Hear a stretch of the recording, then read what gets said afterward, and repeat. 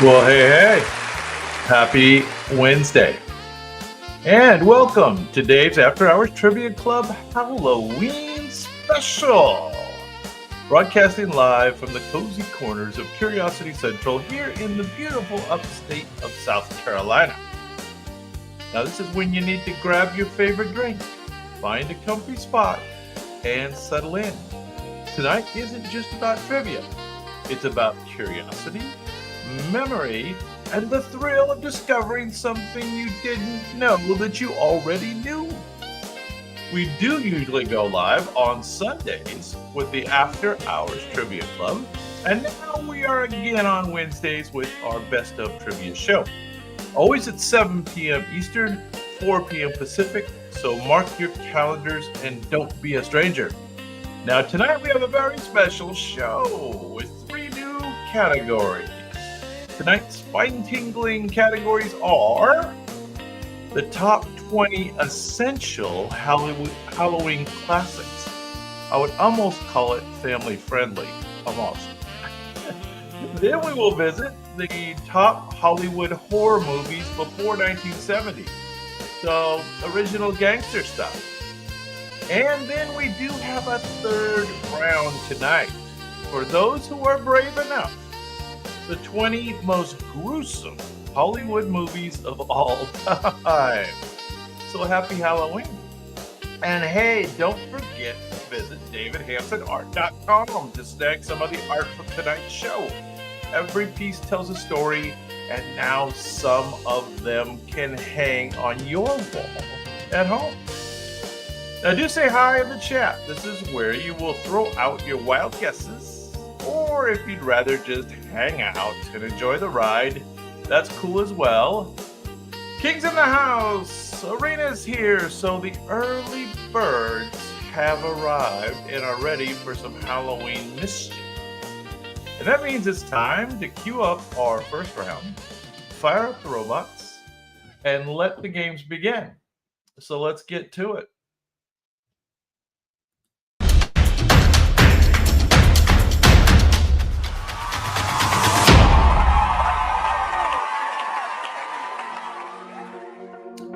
Alrighty, you know the rules. Robots do the painting. That means you do the guessing.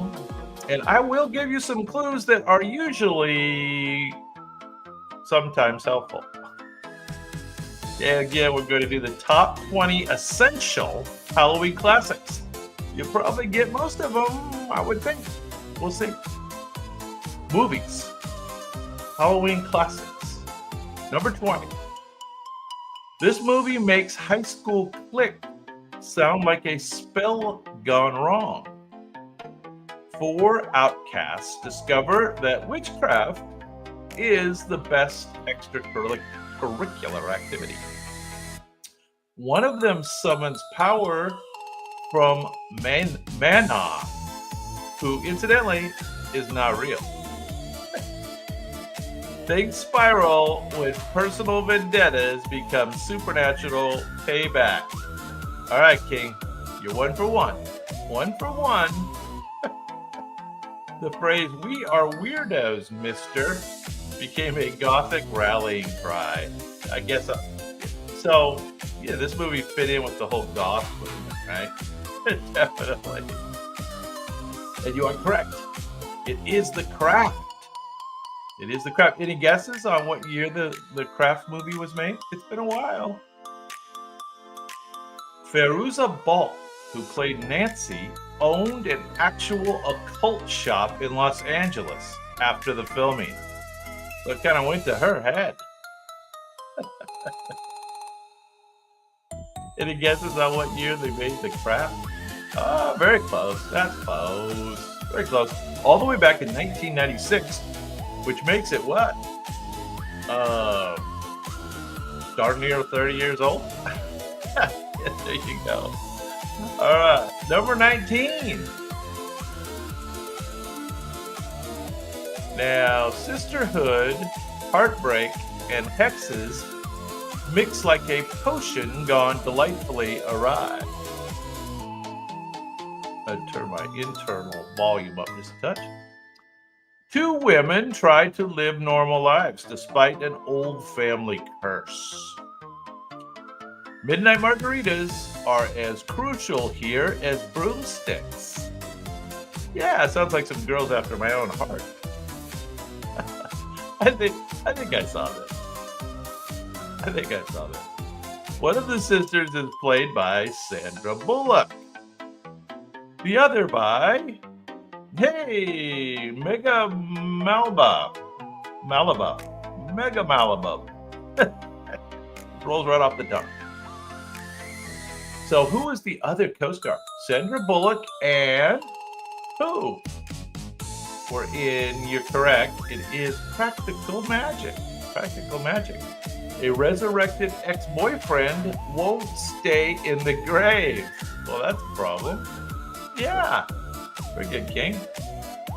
Very good, very good. Oh, it's you. Well, I should have known by the blue, right? I do. Now you're Mega. Practical Magic is correct, from 1998. All right. Number 18 on this is Halloween Essentials. Almost family-friendly movies. And this one definitely is family-friendly. A young girl crawls through a door that shouldn't be there.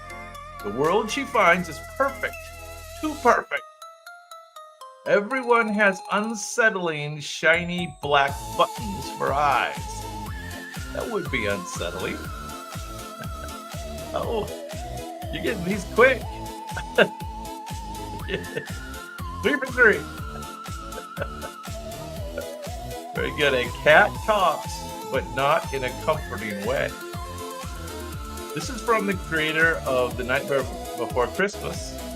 This stop-motion film redefined creepy for kids.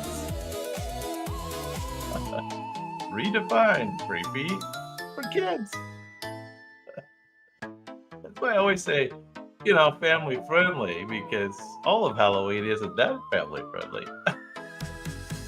Caroline. Coraline. Yes. Coraline. Every frame was handcrafted. Coraline's tiny sweater had 3,500 individual stitches. There's some trivia for you. See if you can remember that one. This is your jam. Let's see how you do on the grindhouse at the end. Number 17. Those are a bit more obscure. The neighborhood's scariest house isn't haunted. It's alive. 3 kids investigate its monstrous appetite. It literally eats toys, tricycles, and anyone foolish enough to ring the doorbell. This is your wheelhouse. Yeah, you both got that one. Very good. Yeah. You're correct. Executive producer Steven Spielberg and Robert Zemeckis. I always have a hard time with how you say that. Brought this one to life. Halloween night becomes a rescue mission inside a living room. You're correct. It is Monster House. Monster House. Any guesses on the year that they made Monster House? The house design was based on the creator's childhood memory of a cranky neighbor's lawn. A cranky neighbor's lawn. Yeah, you guys got it. Mega got that one. 2006. 2006, yeah. You corrected first time. All right, number 16. Now, I'm not sure I saw this one. Several Halloween tales intertwine like a basket of snakes. One rule dominates: always respect the spirit of Halloween.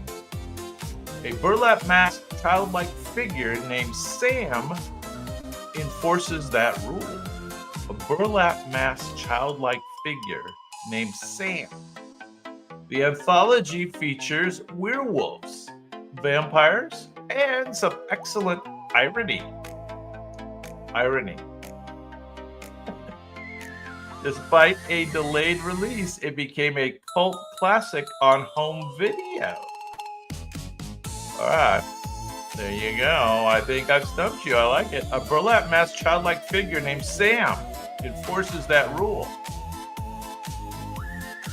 Well, no. It's got a very simple name. A very fitting, simple name. The anthology features werewolves, vampires, and some excellent irony. Despite a delayed release, it became a cult classic. The film's writer, Michael Dougherty, went on to direct Krampus, essentially Christmas's evil twin. This was called Trick or Treat. Trick or Treat. Kind of creepy. Right. Family friendly. 2007. Trick or Treat. There you go. Okay. I bet you know this one. 15. This friendly ghost doesn't say boo. He says hi. A haunted mansion hides both treasure and nostalgia. And one of our, at least recently, one of our show favorites, Miss Christina Ricci, befriends the world's most polite poltergeist. Yeah. Bill Pullman plays her ghost therapist dad. Yeah. I think it is Casper, the friendly ghost, but I think the movie was just called Casper, if I'm not mistaken, the first one. I don't know. I could be wrong. Bill Pullman plays her ghost therapist dad. It's the rare ghost story where ectoplasm might make you cry. Close. Casper's motion capture animation was groundbreaking. The first fully CGI lead character in a feature film. That's true. Everybody was kind of freaked out by the CGI. 1995. Very close. Casper. There's Casper. There's Casper now. Uh-oh. What's happening? It's going dark. That Casper was a friendly ghost. All right, number 14. I think you know this one. They're creepy. They're kooky, but stylishly so. Creepy, kooky. A con artist tries to impersonate a long-lost brother. Hate that.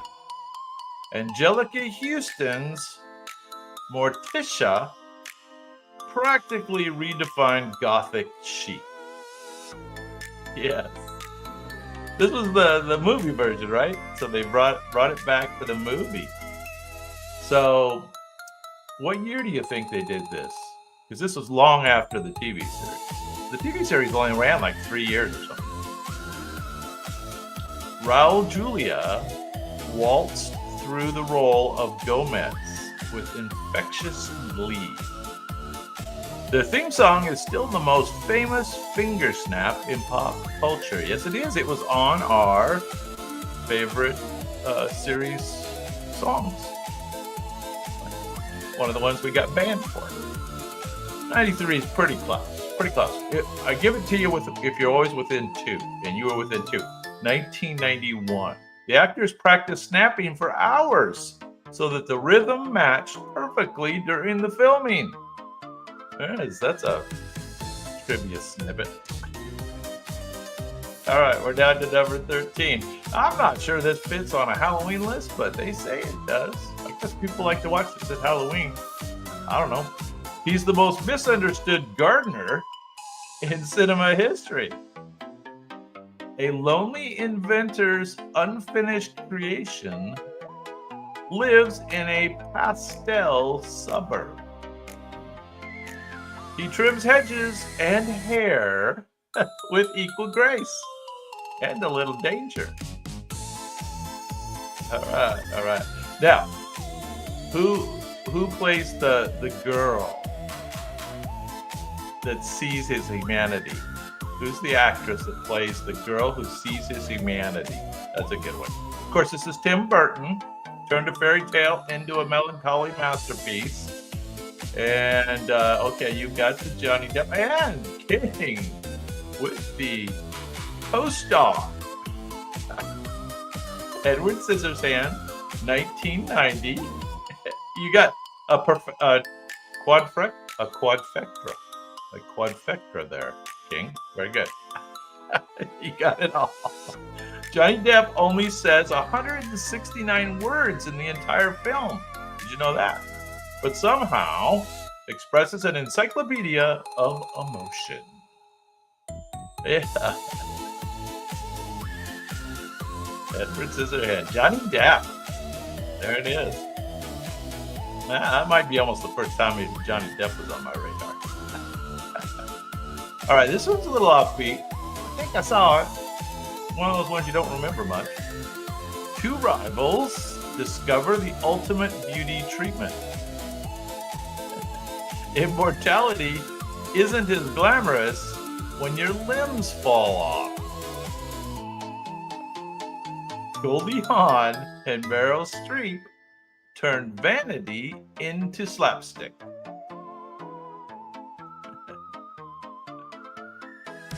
Bruce Willis plays their hapless love interest. Oh, yeah, sorry, I should have made you guess that, King. And way to go, Mega.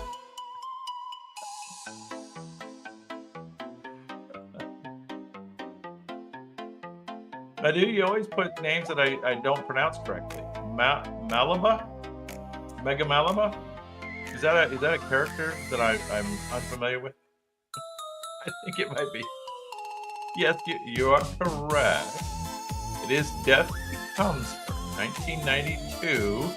The movie's pioneering VFX paved the way for Jurassic Park just 1 year later. Oh, so they had to test it out on the limbs falling off for Jurassic Park. Cool. Yeah, you guys know these. Just wait. Just wait. We're going to get deeper into this. Number 11.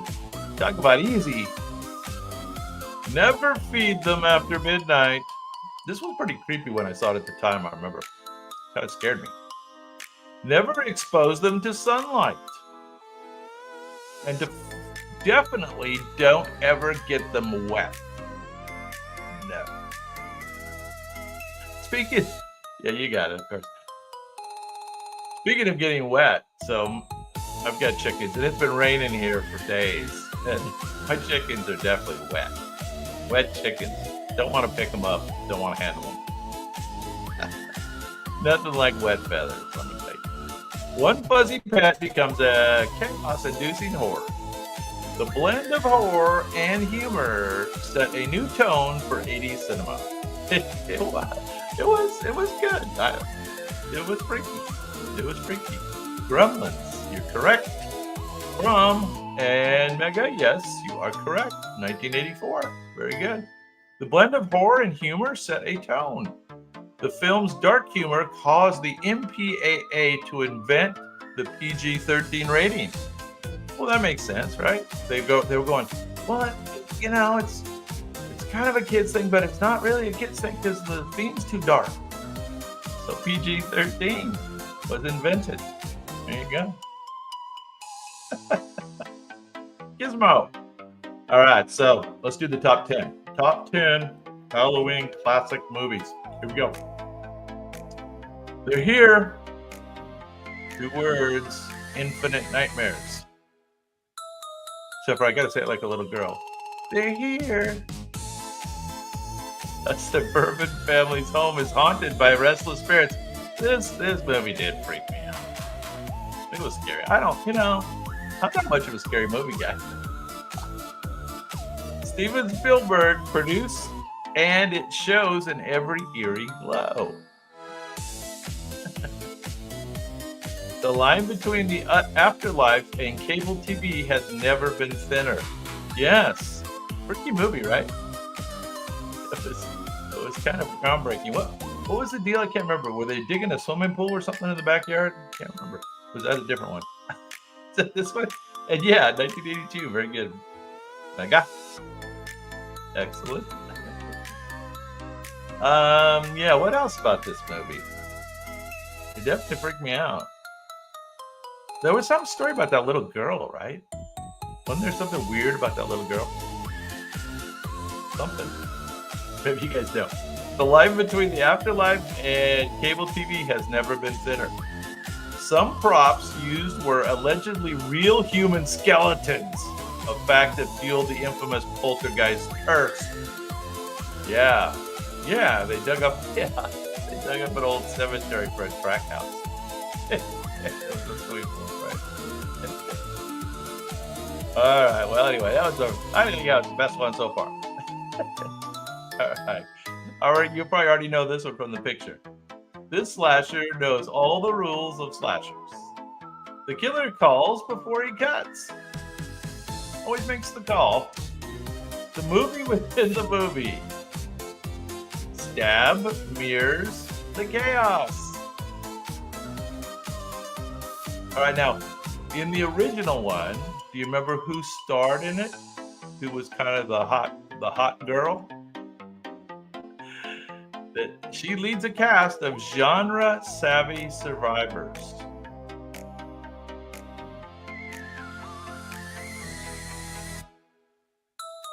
Oh, okay, yeah.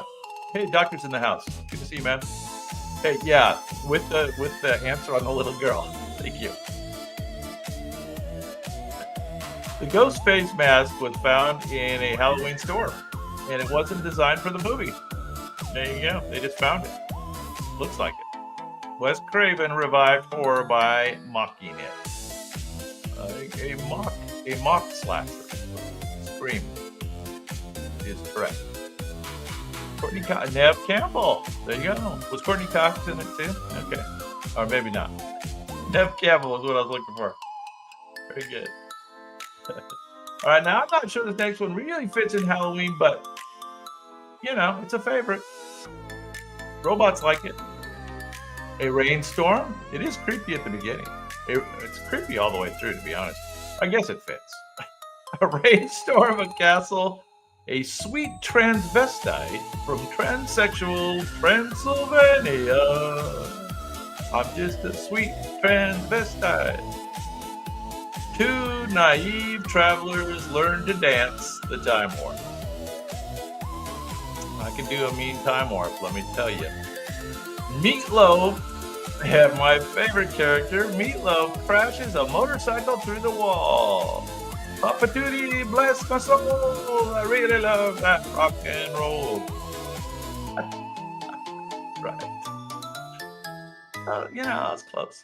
It flopped at release, then found eternal life in midnight screenings. It's still the most interactive movie in history. What was the whole thing about throwing toast? Can't remember what that's about. Can't remember. You're correct. Rocky Horror Picture Show. Anybody got the year on that? Anybody got the year that Rocky Horror Picture Show came back? Obviously, it's back in the day. The film has never stopped screening somewhere since it was made, making it the longest-running theatrical release ever. Close enough. 1975. Time Warp. Yeah, very good. Very good. All right, number 7. Halloween classics. Who are you gonna call?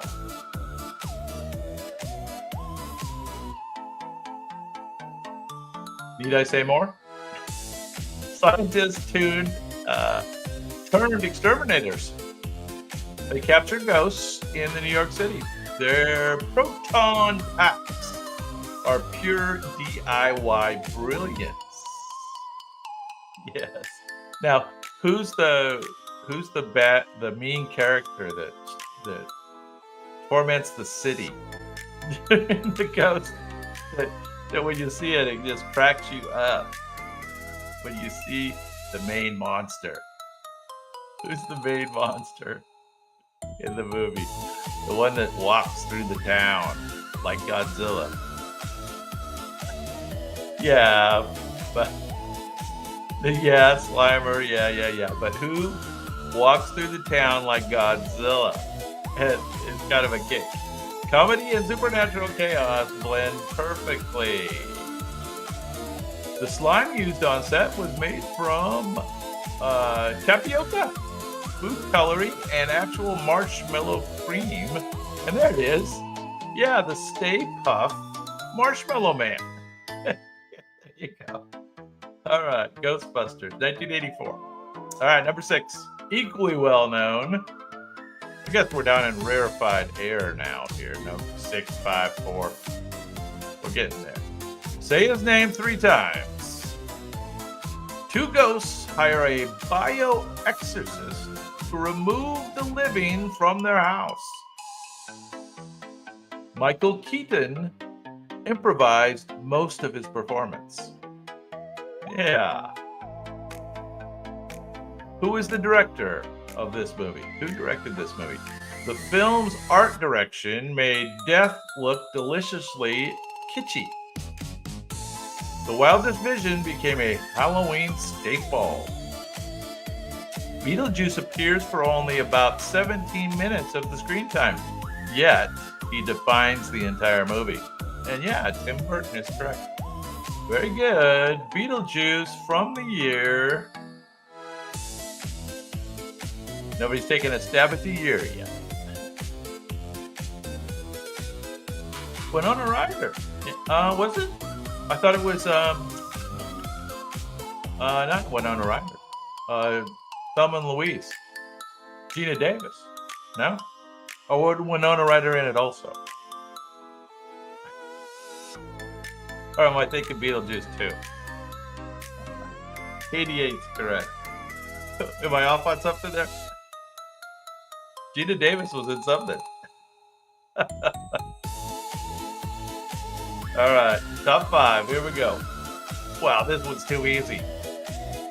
The most wholesome, existential crisis ever animated. Linus waits faithfully in a pumpkin patch for a mythical visitor. I can remember waiting for this every year and watching it as a kid. I don't know what was wrong with us drawing. I don't know what was wrong with us. This and Dorothy and Toto. Snoopy fights the Red Baron in a surreal side plot. That's right, that was a side plot.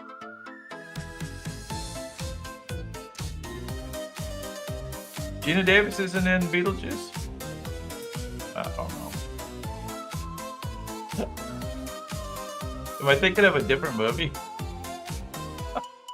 We're gonna have to look that up. Maybe I'm thinking of a different movie that's got ghosts. I think so. I think I'm thinking of a different movie. Halloween innocence wrapped in melancholy jazz. Yeah. Yeah. I thought so. Thank you for confirming that, Doctor. Never question the host. Anyway, we talked about that. It's The Great Pumpkin, Charlie Brown, a childhood favorite. Number 4, The Babysitters of Haddonfield Should Have Called In Sick. A silent man in a white mask returns home. And this actress redefined The Final Girl. Kind of was her comeback movie. John Carpenter's minimalist score still raises goosebumps. Yeah. All right, we got all the information on the board. 1978, Jamie Lee Curtis, Halloween, Mike Myers. The entire movie cost less than $325,000 to make. How about that? Jamie Lee had to cost more than that. Got her on discount. Bet they had to pay her more the second time. Michael Myers' mask was actually a spray-painted Captain Kirk mask from Star Trek. Now that's a bit of trivia. Michael Myers' mask was actually a spray-painted Captain Kirk mask from Star Trek. Remember that, if you remember nothing else from tonight. There you go. 78. Correct. Jamie Lee. All right, top 3. Here we go. A skeleton gets bored of Halloween. He kidnaps Santa Claus to try something new. Kidnap Santa Claus? Stop motion artistry makes every frame look like a moving sculpture. All right, so you got it. Let's do something a little more obscure. Who writes the music for many movies, including this one? His songs are equal parts eerie and joyous at the same time. And of course, it's Tim Burton. And Henry Selick actually directed it. So Tim Burton's name is on it, but Henry Selick actually directed it. Anyway, does anybody know not Hans Zimmer, this guy writes lots and lots of Hollywood music. And he wrote this one. Every puppet in the film, which was an integral part of this one, obviously, the music was integral. Every puppet in the film had interchangeable faces to show 400 expressions. Stop motion sounds like a pain to make. AI could do that a lot easier. Danny Elfman. Remember that name? Danny Elfman. There you go. All right, top 2. Top 2. 3 witchy sisters return home from the grave after 300 years. They're more camp than coven. A talking cat named Binks provides sarcasm and exposition. All right, so you know the movie. How about the actresses? You got all the actresses? One of them's hard because I don't think she was in that much. I put a spell on you. I put a spell on you. It's Salem. It's silly. It's seasonal perfection. Bette Midler, of course. And who else? Who else? It was the mermaid girl, right? Isn't Blonde the mermaid girl? The one that was a mermaid in the other movie? Oh, was it Sarah? Was it? I don't think so. I don't think. Well, oh, you're right. Yes, you're right. Sarah Michelle Gellar. I was mistaken. You're correct. And what's the other guy's name? I don't know it. The film was originally released in July. Disney didn't realize it would become a Halloween movie. There you go. And you are correct, Sarah Michelle Gellar, of course. Or no, it's not. Kathy Najimy is right, but it's not Sarah it's not her. It's the other one. It's the one that's the New York girl. You know the one I'm talking about. The one that's married to... Anyway, we're going to come back to that. And I'm not sure this is still family friendly, but this is the #1 classic Halloween movie. They're coming to get you, Barbara. A farmhouse becomes humanity's last refuge. There you go. Thank you, Megan. Thank you. I was having a senior moment. Okay, who's the director of this?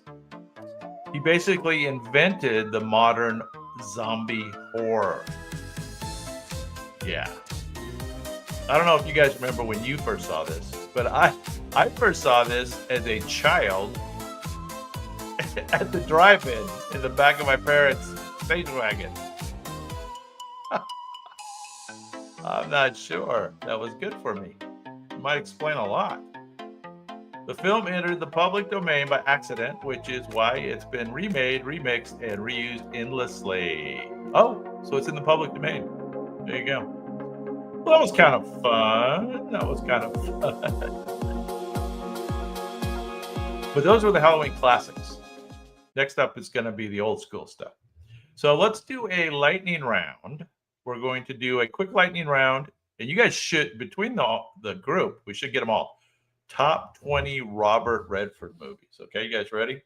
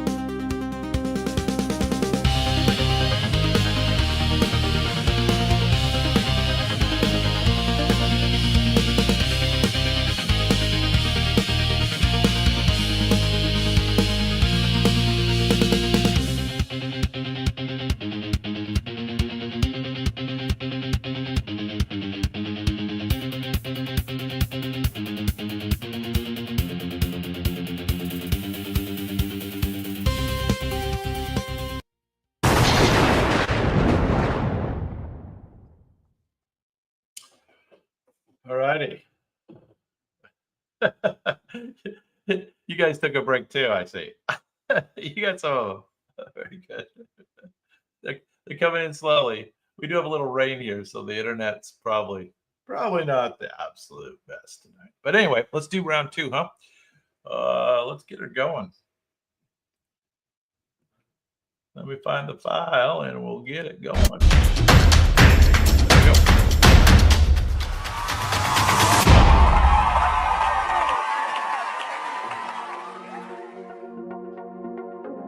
All right. Well, you guys know the rules. The robots do the painting around here, and you do the guessing, and I will give you some clues that will get increasingly helpful as the rounds continue. All right, we're going to do top Hollywood horror movies before 1970. So basically, original gangster horror movies. Okay, here we go. Number 20. Now, this is the original. Arctic scientists discover something frozen that really should have stayed that way. There's a mysterious crash site buried under the ice. The creature isn't from Earth, and it's hungry. And back in the day, this is how they represented it. Have you guys seen the original? Watch the Skies became the movie's famous warning. So Arctic scientists, the creature isn't from Earth. This is the original. This was later remade by John Carpenter. This was the Cold War with claws. Yeah, mega. The alien was played by James Arness. That's James Arness there, who went on to be the heroic marshal in the show Gunsmoke. Remember that for Sunday night show. Talk about a career pivot. And yeah, it's The Thing from Another World. Is the total name. The Thing from Another World. 1951. All right. Let's get harder. That was too easy. So harder one.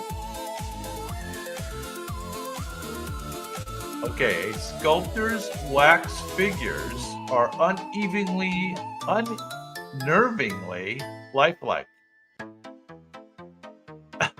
His wax figures are unnervingly lifelike.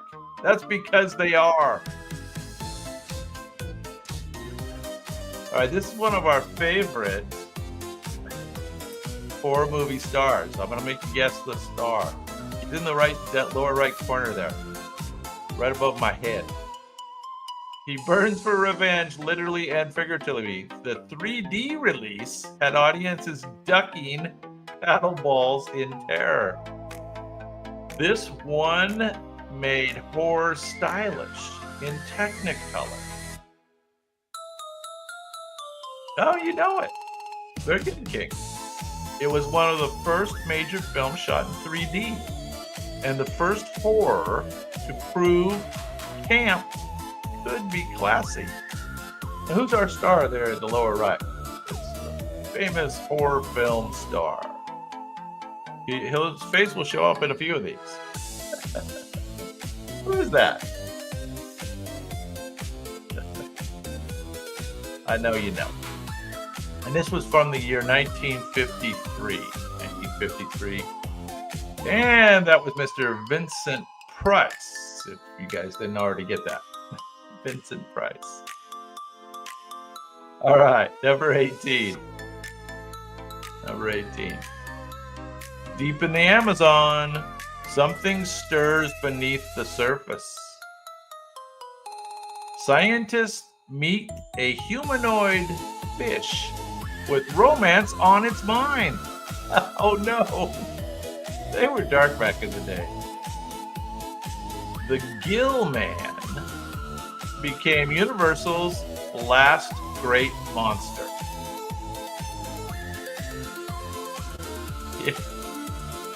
Close.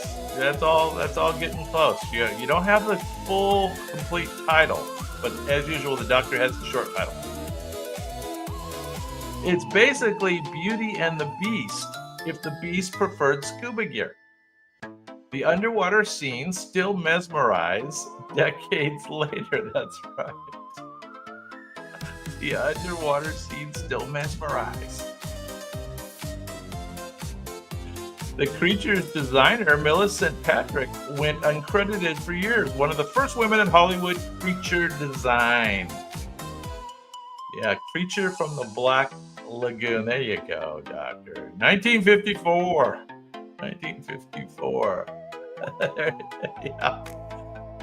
Yeah. All right. Now this one's perhaps a little more obscure. Let's see if you get it. A boarding school, a cruel husband, and two scheming women. Sounds standard. A murder plot seems successful until the body disappears. French psychological horror at its finest. It's a French psychological horror. Oh, wait a minute. Alfred Hitchcock envied this movie's twist. So Alfred Hitchcock liked it. He didn't direct it, he liked it. The final reveal left audiences fainting in the aisles. Oh no. The film's marketing begged viewers not to spoil the ending, long before Psycho borrowed the idea. So this is all the way back in 1955. And it's a French psychological horror. So that's why you don't know it.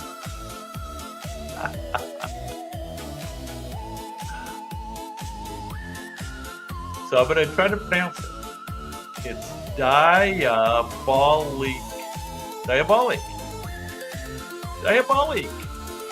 1955. Diabolic.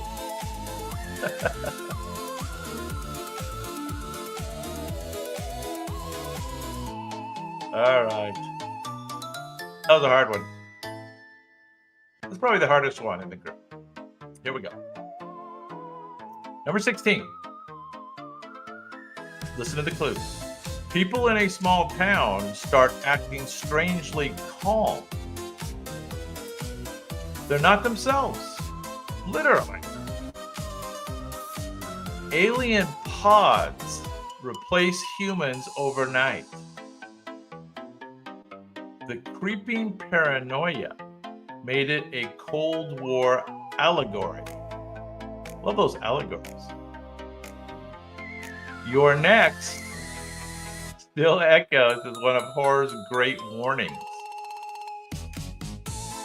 The word pod people became shorthand for anyone who suddenly starts liking decaf. Yeah.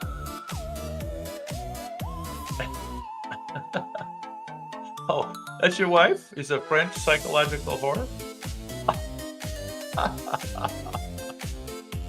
I love that. Anyway, yes, you are correct. What's the... Oh, okay, there you go. Very good. King with the last word, doctor with the others. A team victory. Invasion of the Body Snatchers. From the year? Anybody know the year? Invasion of the Body Snatchers.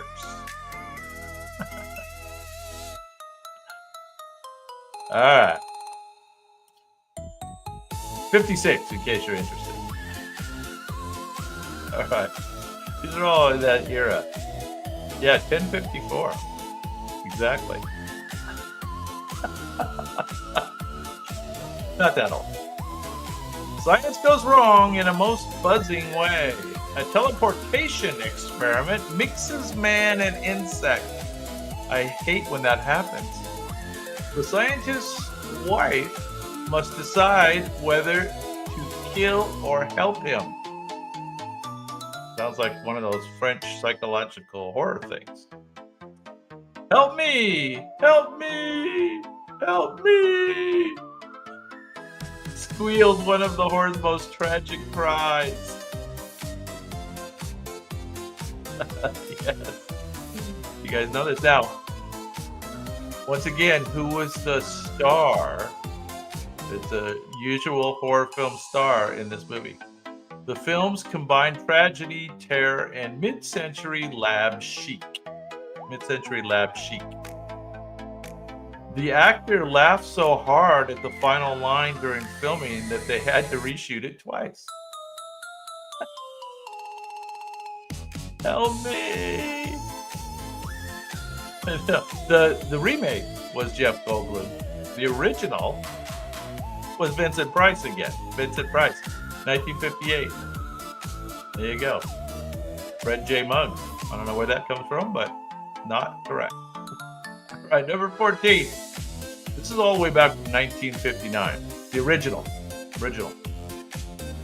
A millionaire invites guests to survive one spooky night for cash.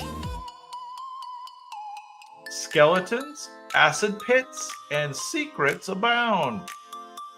Once again, our favorite star is in full mischievous host mode. That's me, full mischievous host mode. I could do this. I could invite people to stay at the haunted house overnight. A skeleton literally takes a curtain call. This is the blueprint for every stay overnight in a haunted place movie since. It's the original. The original stay overnight in a haunted place movie right here. Showman William Castle rigged theaters with flying skeletons to make audiences scream and duck. Oh, that's not nice. So when they showed this movie, they would have things that would fly out of the curtains to get you. It is something with haunted, for sure. How about House on Haunted Hill? House on Haunted Hill from 1959, the original. All right, now once again, we're looking for the original on this next one. Hammer Films resurrected Egypt's favorite wrapped celebrity. Not rap celebrity, wrapped celebrity. A British expedition awakens something ancient and angry. Christopher Lee lumbers through bandages with tragic dignity. There you go. Mega. This is the original. It's horror with class, dust, and a dash of eyeliner. Lee was nearly blinded by his costume's glue. Proof that ancient curses sometimes come from the wardrobe. Yeah, it's just called The Mummy. The Mummy. And who knows what year?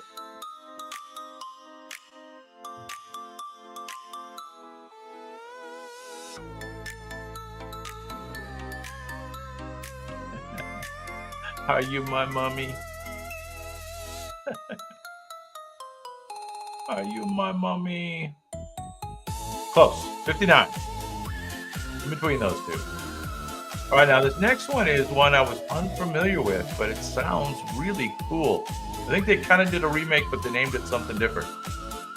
So number 12 on our old school horror movies is from 1960. 1960.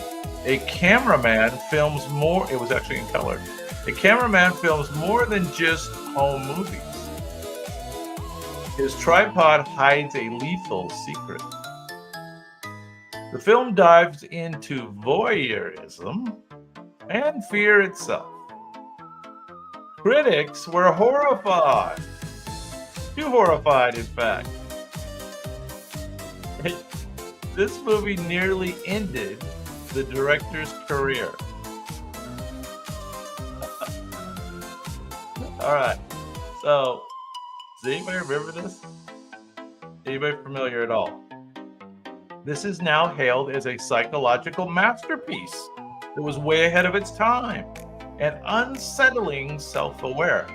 But people were freaked out when the movie came out. They said, that's sick.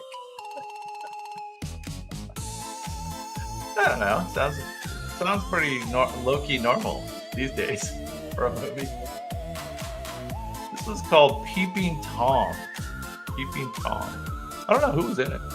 Not sure. 1960.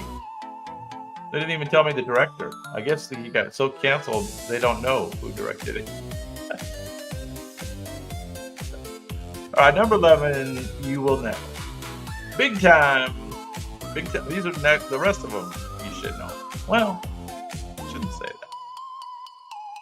that. A young woman checks into the wrong motel. I'll say. The manager seems polite, if slightly bird obsessed. Yes.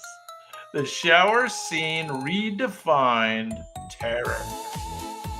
Redefined terror. Terror. Hitchcock broke every rule and made a fortune doing it. Anybody remember the actors? The actors in this. This gal or the star of the movie. Anybody remember? Mother knows best. Unfortunately. Well, that's the character's name. How about the actor? Hitchcock brought up all the copies of the source novel so no one could spoil the ending. That's cool.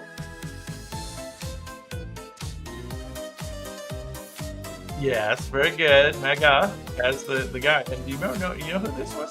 Oh, I think it was um, a girl named Sandy Dennis. Does that sound right? Sandy Dennis? Sandy something. Sandy Dennis. Sandy something. Anyway, we'll look it up. Number 10. Top 10. Top 10 old school horror movies. A governess takes charge of two charming children. Oh, was it Janet Leigh? You're correct. I think you're right. This wasn't Sandy. I think that's correct. Thank you. The estate seems lovely, a little too lovely. Whispers, apparitions, and gaslit ambiguity abound. Deborah Kerr gives one of horror's most refined performances. Is it possession or madness? The film never really says. Ambiguous. The cinematography used early infrared film to capture its ghostly glow. So this sounds really creepy. Not Children of the Corn. I like that movie though. That was pretty trippy. That should be on the list. It's not on our list. This is more old school. 1961. And I do believe this was actually still in black and white. It was called The Innocents. The Innocents. So this might be something worth watching because we didn't know it. The Innocents. Unless one of you guys knew it. Maybe you knew it. You know the next one. This one is, I've rewatched this one many times just to catch more and more of the nuances. And I used to live right by Bodega Bay, so it was a local favorite. Nature revolts, and it has feathers. A quiet seaside town turns into a beak fest. I hate those beak fests. No explanation, no mercy, just squawking chaos. Yeah. Obviously, it's Alfred Hitchcock again, proving that terror can come with wings. The final shot of the eerie calm is pure nightmare fuel. You remember the end? Yeah, it's calm, but all the birds are sitting on the wire. Do you remember the actress? Famous actress. Back in the day. Remember she buys the little lovebirds in the San Francisco shop and then drives out to Bodega Bay, meet her boyfriend or go with her boyfriend for the weekend. What's that actress's name? Anybody know? She endured a week of real bird attacks during the filming. The bruises were not special effects. She actually got attacked by birds. Miss Tippi Hedren. Tippi Hedren. Pretty big time actress. Yeah. All right. Now, number 8. Hill House stands, not sane, but waiting. A group of researchers investigate its supernatural reputation. The house seems to breathe. Sounds like this is revisiting the Hill House. And this is only 1963, so this is still back in the day. No gore, just pure psychological terror.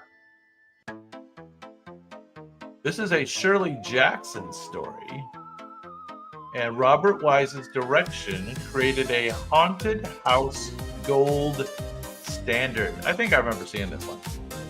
Yeah, King's got it. Yeah, I do remember seeing this. This is good. So if you want just like a pure horror movie with lots of suspense and lots of scary stuff, The Haunting is correct, from 1963. Almost no visual effects were used. The sounds and camera angles alone made the walls seem alive. All right, there it is. Haunting. Number 7, from 1965. A young woman's mind begins to unravel. Too much social media.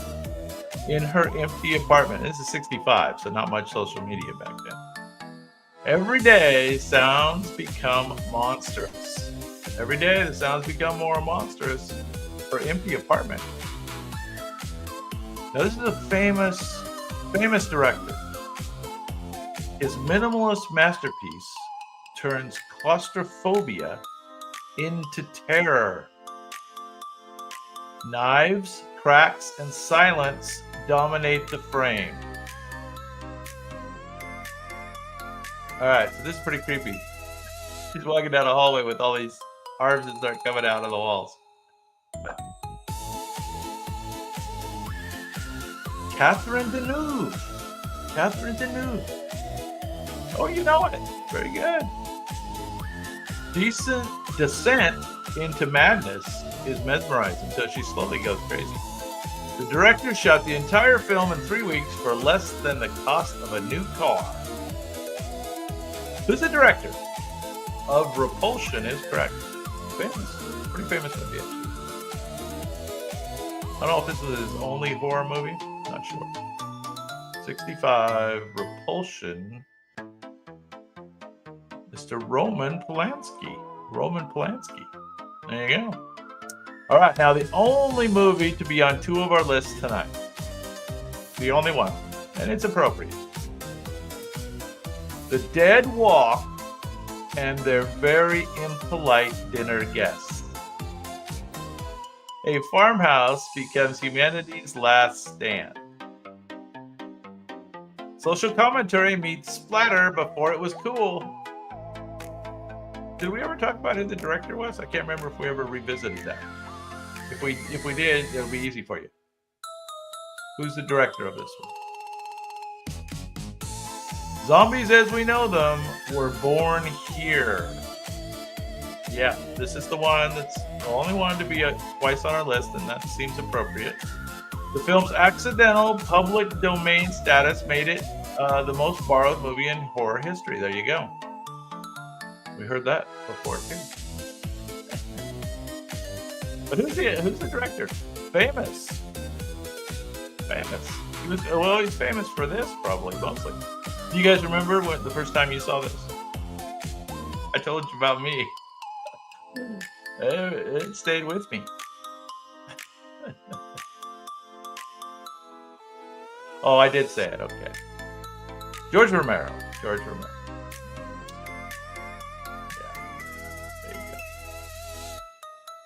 go. Yep. All right, top 5. I remember seeing this one too. Dark movie. A newlywed's neighbors are a bit too friendly. The neighbors seemed awfully snoopy. Her husband's acting career suddenly improved. Somebody made a deal. Oh, this is the same director, so he obviously made more than one. Polanski's paranoia tale blends motherhood and menace.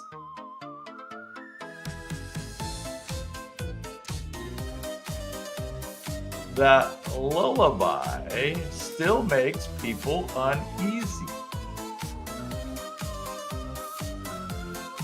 No. I need the actress too. We need the actress and the movie. 1968, Roman Polanski. His acting career suddenly gets better. Neighbors are a bit too friendly. There you go. It was a dark movie back in the day. Right? Her actual haircut scene captured her real anxiety. No acting required. There you go. Very good. You're correct. Mia Farrow. that she was married to Woody Allen. I don't know if she was married to Woody Allen at the time or lots of dark stories there. Let's not go there. Let's not go there. All right, a classic. I'm going to ask for the year of this classic. It's alive, and so is classic cinema. A scientist assembles a man from corpses. Colin Clive's manic energy powers the laboratory. Boris Karloff's creature became the most sympathetic monster ever. The lightning storm birthed both a monster and a legend. Yeah. Yeah, who's got the year? Can you imagine how long ago this was? Karloff's heavy costume made him lose nearly 20 pounds during filming. He had to do some method acting by accident. Yeah, Boris Karloff. And close. 27, that's pretty close, considering how long ago it was. 1931. Frankenstein. There he is. Doctor at work. We are down to the top 3. Original gangster horror films.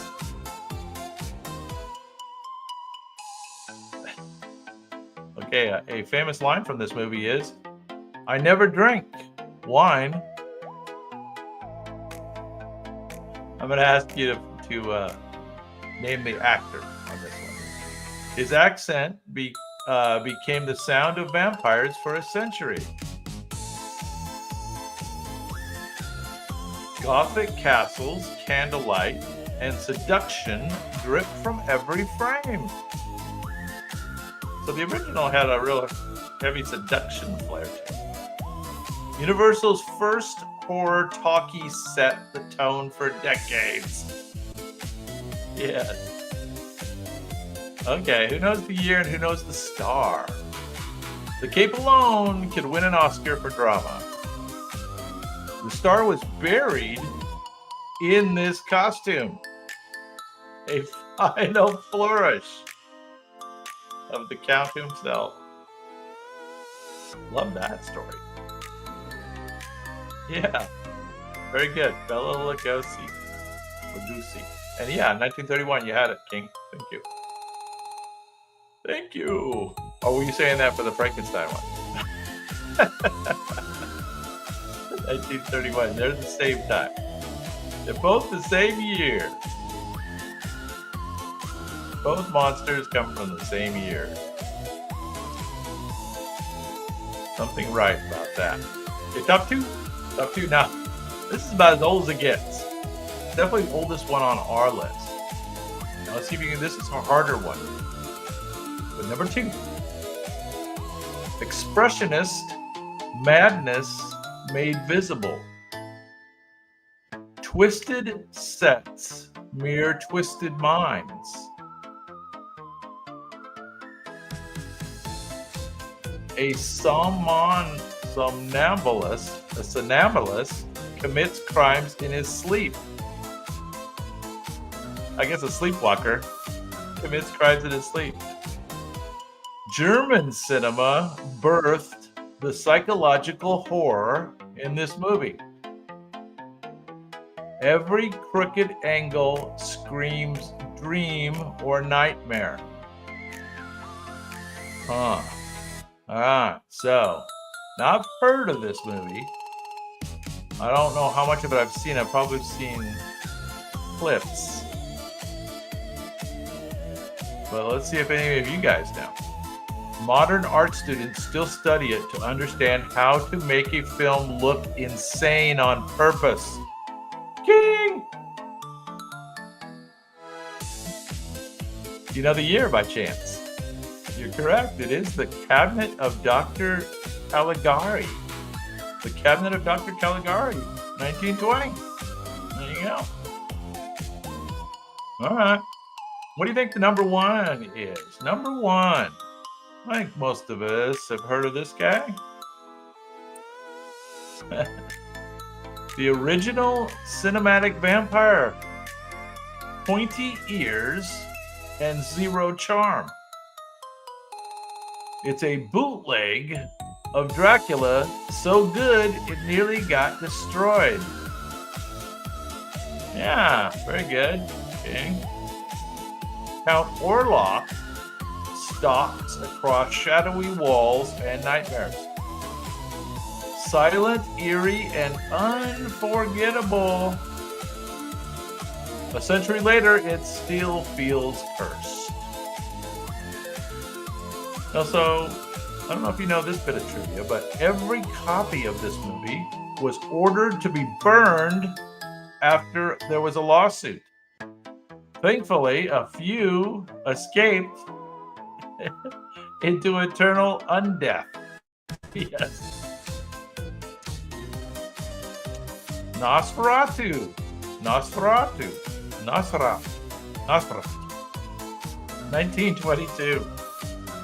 There you go. Number one with a bullet.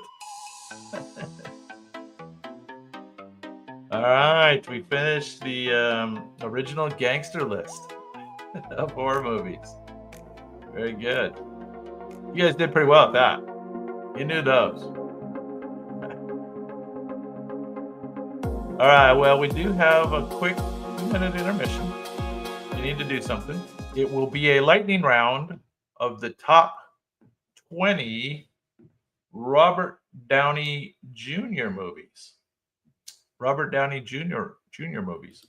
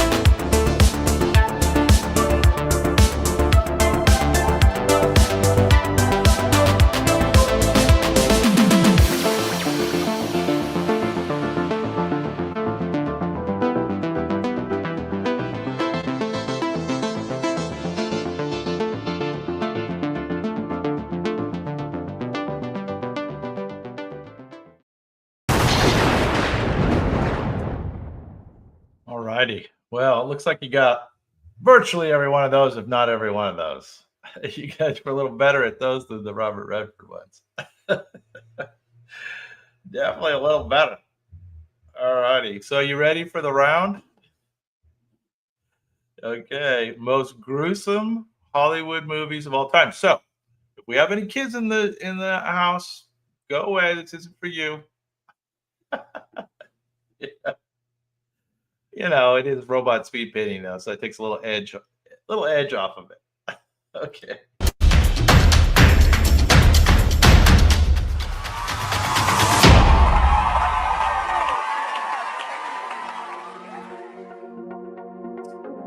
Alrighty, gang. Round 3. You know the rules. Robots paint, you guess, and I will give clues that probably you're going to need. Most of these are pretty obscure. Most are pretty obscure. Little grindhouse action on the graphics there. There you go. All right, most gruesome Hollywood movies of all time. Number 20. A nice family road trip through the desert. What could go wrong? The locals out here have a unique look.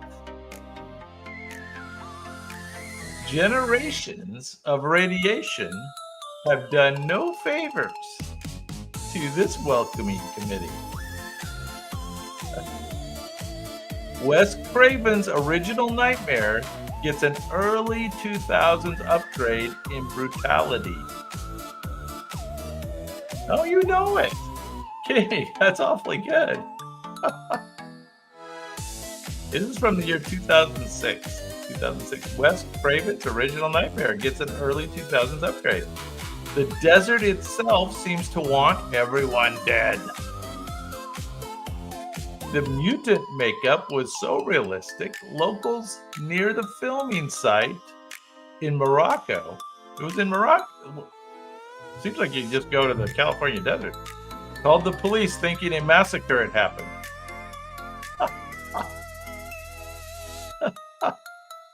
That's funny.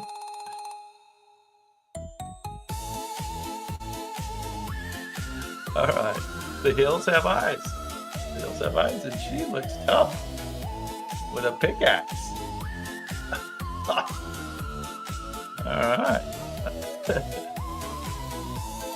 All right, number 19. This looks creepy. From 2016. A clown shows up on Halloween night. Never good. And it's not for balloon animals. No. His name is Art. Why do I remember this? I don't think I saw any of this. Oh, I did see the next one. But his medium is murder. Silence makes him scarier. He never speaks a word. You guys both know that. You guys watch these, huh? You guys like horror movies? I'm a little afraid of them. I have to be in a certain mood for sure. And my wife would never go near one.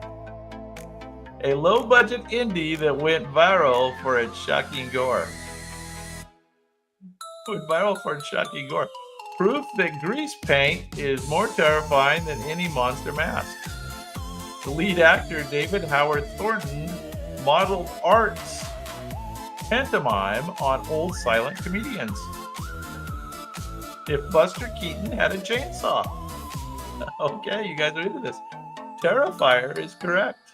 Very good. 2016. Art. There he is, Art. That seems nice. No. All right, now I did see the next one, and I was horrified.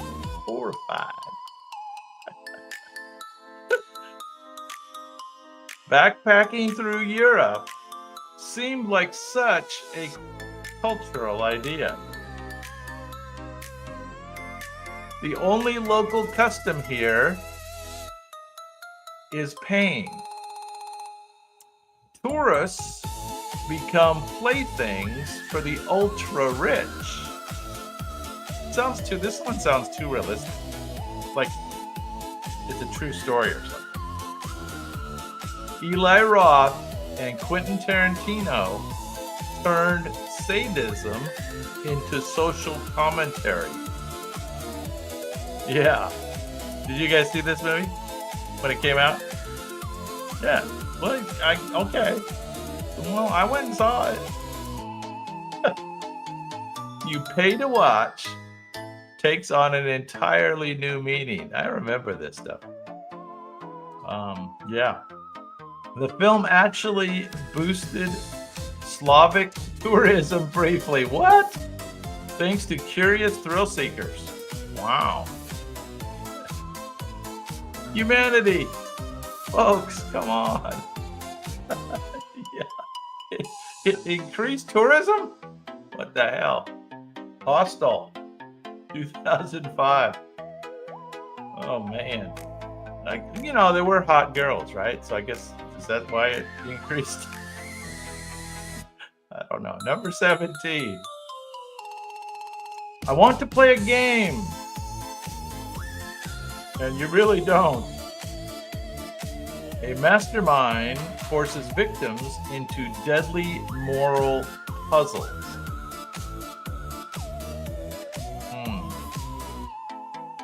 Some of these pictures are going to be a little dark, if you know what I mean. The traps become pop culture engineering feats. That's right. The twist ending redefined modern horror. It's a blood-slicked riddle with surprisingly tidy logic. Surprisingly tidy logic. At least we got that. The entire first film was shot in 18 days.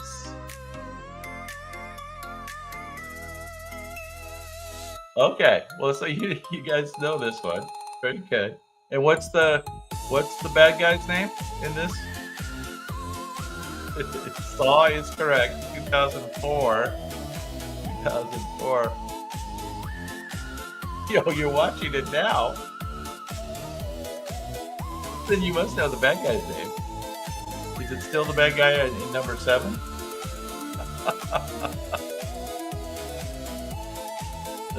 That's a cool picture, right? I don't know what that thing is. What is that thing? It still allows the saw blade to go through. Is that the idea? Jigsaw. All right. So this one's pretty weird.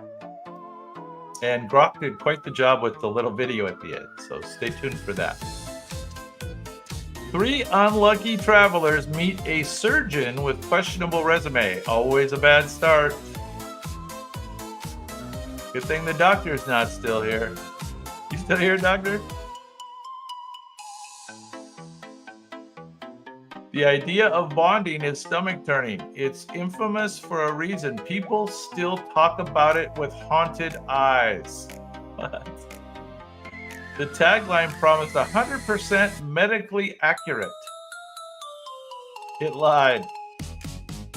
Or curiosity at its most grotesquely absurd. Yes, that's correct. Of course, you guys know all these. I don't know what to think. You guys like those movies and you play our game, so there's a story there. The director pitched the film to studios as a punishment for criminals. He was joking, probably. Didn't like this one. The Human Centipede. So Grok kind of went crazy with the video there. I don't think that's quite from the movie. The Human Centipede. All right, we're down to number 15. Going back to the Eastern Bloc. Retired actors could choose scripts more carefully. It's so shocking that most countries banned this movie outright. The less you know, the better you'll sleep. It's part political allegory and part endurance test. Even seasoned horror fans say never again. Oh my gosh. The director insists it's about the exploration of artists. But critics mostly just needed a shower. A king. Shame on you. I mean, even this picture, even the robot painting is a little bad. A Serbian film is correct. From the year 2010.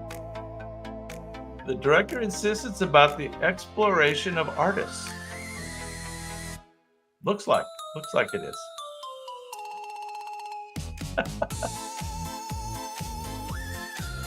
Woo, maybe. Hey, that might be our peak. I hope that's our peak. Two women seek revenge and transcendence. It begins as a revenge thriller, then becomes something metaphysical. The French call it New Extremity. They're not kidding. It's beautifully shot, which almost makes it worse. So this is a pretty movie. It's really sick. It hurts, but you can't look away. The director, Pascal Laguerre, wept during the editing because even he couldn't handle the cruelty of his own film. I don't see the answer yet. It's not high tension. It's not revenge. Director Pascal Laguerre wept during editing because even he couldn't handle the cruelty of his own film. Two women seek revenge and transcendence. Metaphysical. 2008. And I don't know if you saw it. It's called Martyrs. Martyrs. French movie. There you go. 2008. Martyrs. Looks like one to maybe check out. Awful movie. But was it pretty? Was it well shot? Number 13. This seems like a dark concept here. A quiet Christmas Eve turns into a blood-soaked siege. A pregnant woman's home is invaded by a mysterious stranger. The word maternal takes a very sharp edge here. This is another entry in France's reign of cinematic terror. No, not Annabelle, not Rosemary's Baby, but sounds like a similar story. This is another French one, 2007, so much more recent than Rosemary's Baby. Minimal plot, maximum shock. Real midwives protested the movie's release in France. A sure sign that you've made an impression.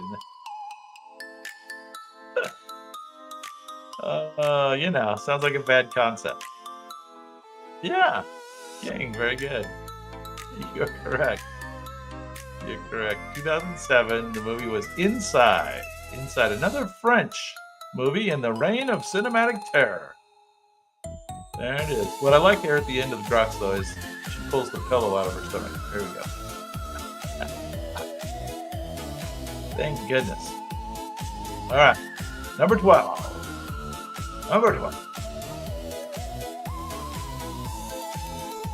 A weekend getaway, a best friend, and a chainsaw. The title is not false advertising. The title is not false advertising. The twist ending rewires your brain like a fever dream. Looking forward to those fever dreams tonight. Gory, fast, and smarter than it looks. This is not Texas Chainsaw Massacre. I'm not sure if that one shows up on our list or not. It might. I try to forget. I try to forget all this. It helps spark the 2000s French horror wave. This is another French horror. We got a bunch. Quentin Tarantino called it brutal brilliance. High praise from a man who collects fake blood by the gallon. Yeah. Mega. You are correct. High tension. Looks kind of cute. Chained up. 2003. Just a little deviant. Not that much. Not that bad. This one looks interesting. I've certainly never seen this, but kind of different here. Yakuza business meets comic book insanity. Violence here is so stylized, it's almost choreographed. Director Takashi Miike, his masterpiece of madness. A sadomasochistic hitman literally cries tears of joy. It's grotesque, it's absurd, and dare we say, beautiful.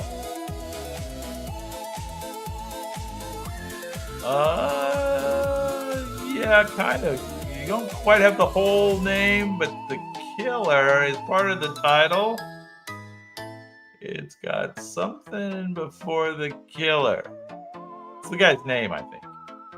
It's his first name. His first name. Yeah. It's itchy. Except for not that kind of itchy. Different kind of itchy. The movie was banned from several film festivals, which only increased its street cred, of course.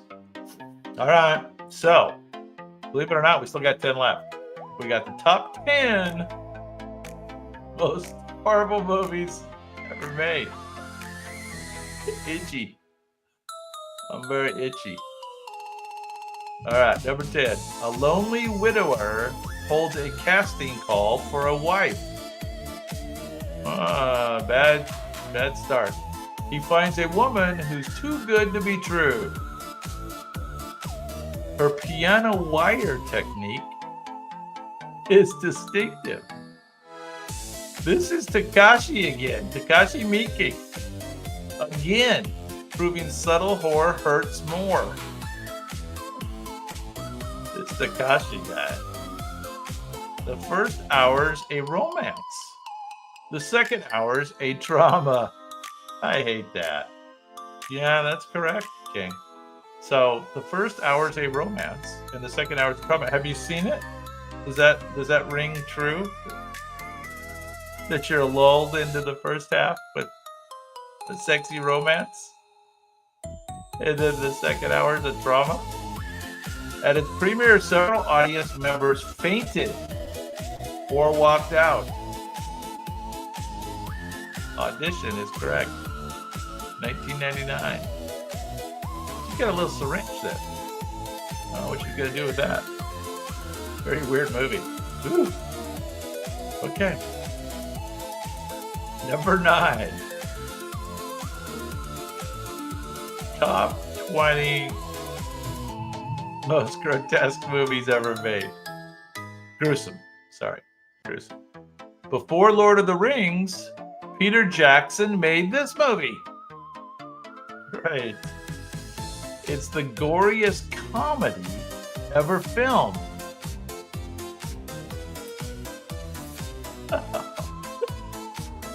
This picture drove me crazy. I had to look at this too much. A lawnmower becomes the most efficient weapon in cinema. A lawnmower? Come on. The tagline, some things won't stay down. Some things won't stay down. It's so over the top, it stops being scary and becomes performance art. The film used over 300 liters of fake blood in one scene alone. Yeah. Yes. That's more or less, you more or less got it there. More or less. The lawnmower. Dead Alive, 1992. Peter Jackson, what the heck? What the hey? A lot of blood. All right, well, they only go downhill from there. Number 8. Found footage, jungles, and absolute chaos.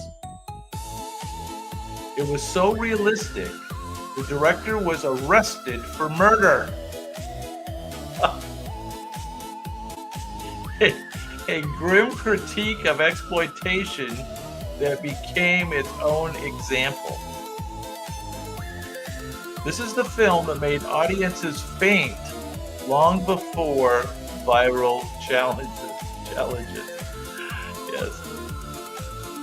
Controversial, banned, yet undeniably influential. I guess.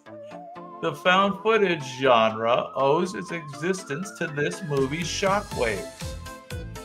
Blair Witch should send royalties to this movie. This came before Blair Witch Project.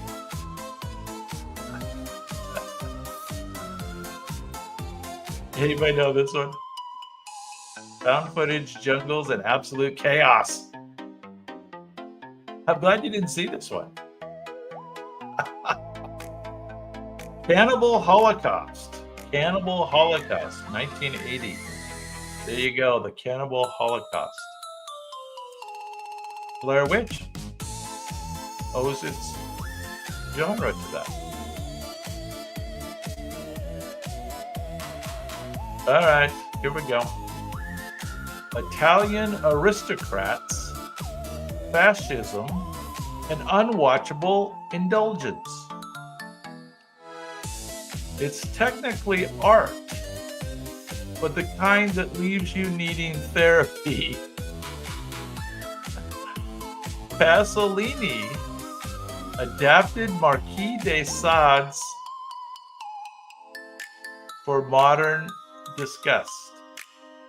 Pasolini adapted Marquis de Sade for modern disgust. Few have finished it. Even fewer rewatch it. Horror of humanity, not monsters.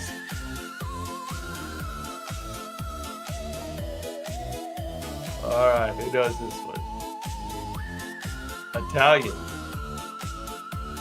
Pasolini was murdered shortly after the release. Some say due to the film's scandal. Others just blame fate. It was his fate for making this movie. This is called Salo, or the 120 Days of Sodom.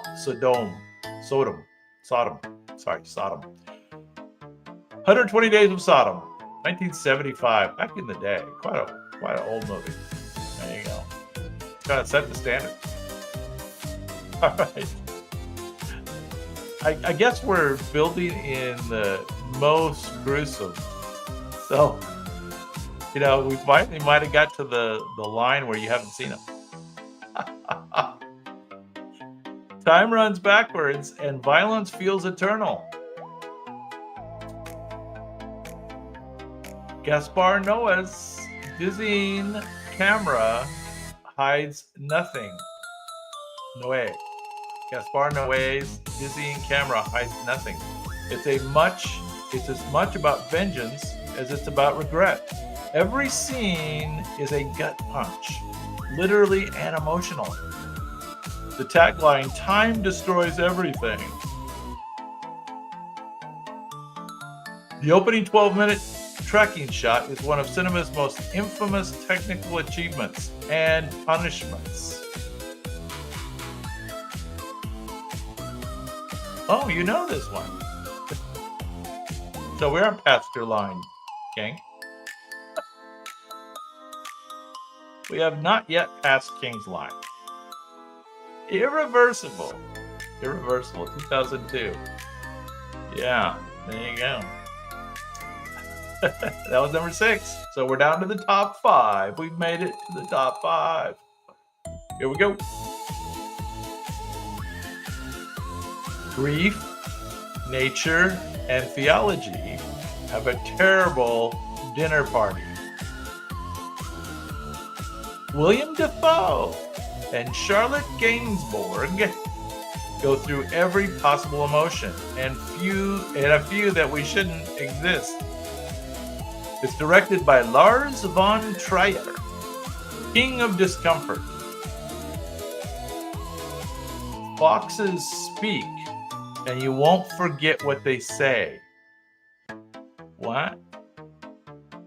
Oh, you know this one too. Okay. Okay. It looks pretty dark. The film premiered at Cannes to boos and a standing ovation. It had both, boos and a standing ovation. Von Trier called it therapy. The rest of us called it too much therapy. I should watch it. Okay. I'll take your recommendation. I never hold a grudge. Antichrist is correct. Antichrist, 2009. I don't think I've seen it. Doesn't sound familiar. William Dafoe. There you go. Charlotte Gainsbourg. Looks cute. It's so messed up. Thanks for the recommendation. Number 4. Top 4. There we go. This one looks pretty bad. A group of friends, a cabin, a book bound in human skin. That's a bad start. When you find the book that looks like it's human skin, it's not a good cabin. You can guess how that goes. Sam Raimi turned slapstick into splatter. Chainsaws, demons, and quips galore. Horror and comedy fused into a cult masterpiece. Yeah, you're correct. That kind of fits with our show, right? The horror and comedy fused into a cult masterpiece. Raimi's camera work inspired decades of imitators.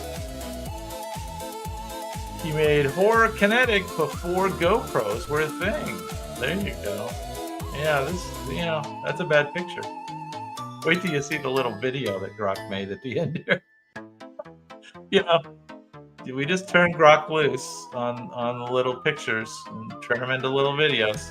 And, sometimes he hits home runs. There you go.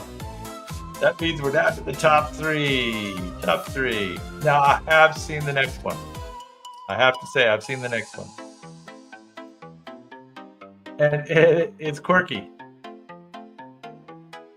The mall is safe until it isn't. Zombies and consumerism. Arm in arm. Romero's color-splatted sequel to Night of the Living Dead. That's right. This one's in color. That's just what we needed. Equal parts satire and survival guide. This is where you learned all the rules about how to survive zombies. Who knew shopping could be so fatal? The mall was closed during the filming, but curious shoppers kept sneaking in to watch. And yeah, this one was called Dawn of the Dead. Do you remember what year they made Dawn of the Dead? It was, I think, at least a decade, a little more than a decade past the original Night of the Living Dead. Night of the Living Dead scared the heck out of me. This one didn't scare me quite as much. 1978. Back in the day. But it was color. There you go. All right, top 2. And the top 1 is very interesting. But you know this one. Number 2. A van full of friends meets a house full of nightmares. It's based loosely on real events. Very loosely, hopefully. Grainy film, sunlight, and absolute dread. Leatherface made the power tool an icon.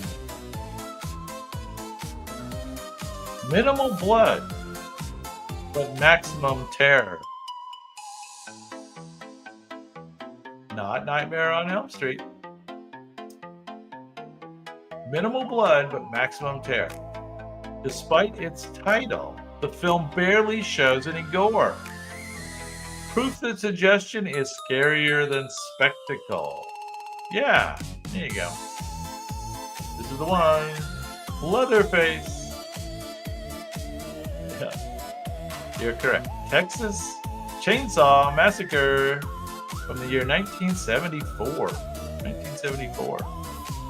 I like that minimal blood thing. Now, the Robot's #1 horror film, gruesome horror film, was curious. But I guess if you think about it, ultra-violence meets Beethoven. Here's the giveaway. Stanley Kubrick's dystopian satire dressed in milk and menace.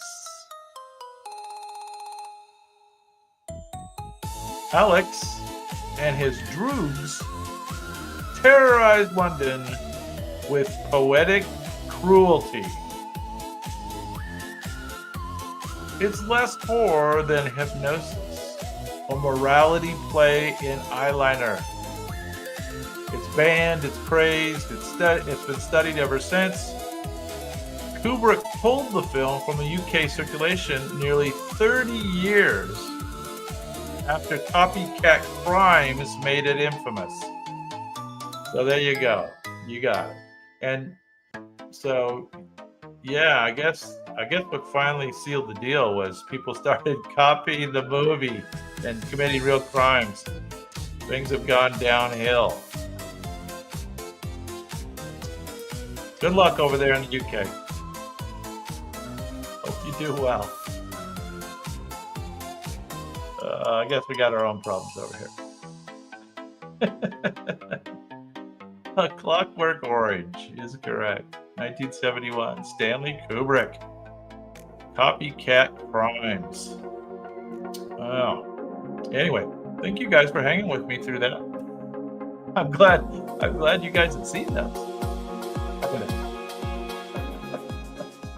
Anyway, what do I got? I wanted to show you what I got on Sunday night. I've got something good on Sunday. I have Marlon Brando movies on Sunday and early television. So Marlon Brando and early television, and then Most Dangerous Animals from the Amazon. So we've got all three things ready to go for Sunday night. So hopefully you can be there then. Thank you so much for hanging with me on the Halloween show. We made some great recordings. You guys did well.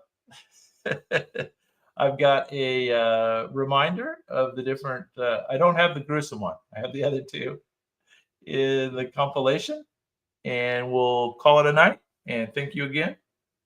Hopefully see you on Sunday.